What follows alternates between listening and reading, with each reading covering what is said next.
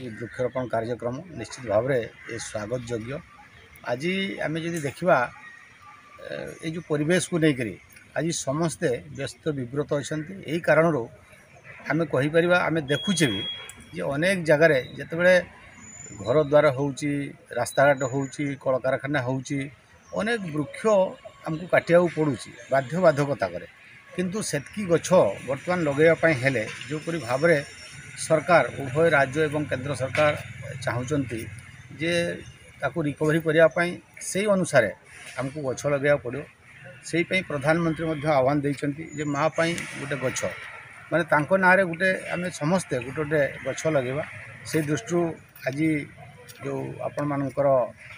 जरिया जो कार्यक्रम वृक्षरोपण कार्यक्रम एवं मु निजको धन्य मन करुच्ची जे आज गुणपुर ठारे जो आमर कार्यक्रम अच्छी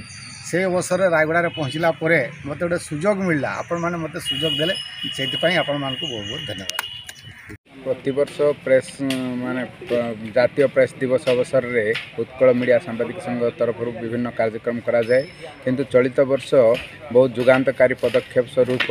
यही सर्किट हाउस परिसर में विभिन्न फल वृक्ष रोपण करा जायछि जहाँ लोकों आवश्यकता आ सबुज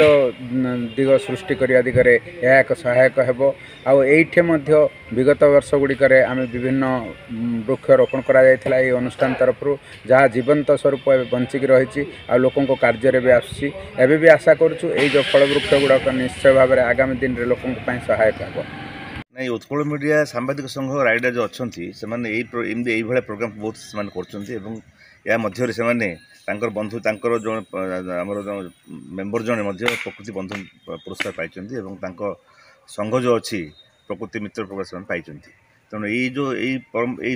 प्रयास जारी रही भावुँ आम ये जो रायगड़ा आउ 10 वर्ष भितर संपूर्ण सबुज हो जाओ उत्कल मीडिया सांबादिक संघ तरफ आज जो वृक्षरोपण कार्यक्रम करागला यह आम रायगड़ा सहर पर विशेषकर सबुज बलय सृष्टि करने ये गोटे पदक्षेप विशेष कहया गले यही अनुष्ठान प्रति वर्ष वृक्षरोपण कार्यक्रम करती एवं ये अनेक बार करती वर्ष को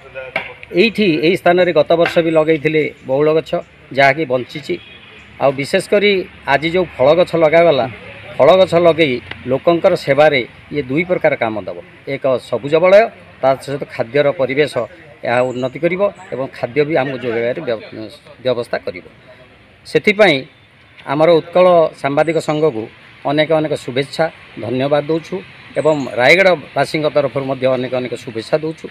यही कार्य करंतु एवं सबुज बलय सृष्टि करी आम रायगड़ा को सुरक्षा दिंतु। धन्यवाद।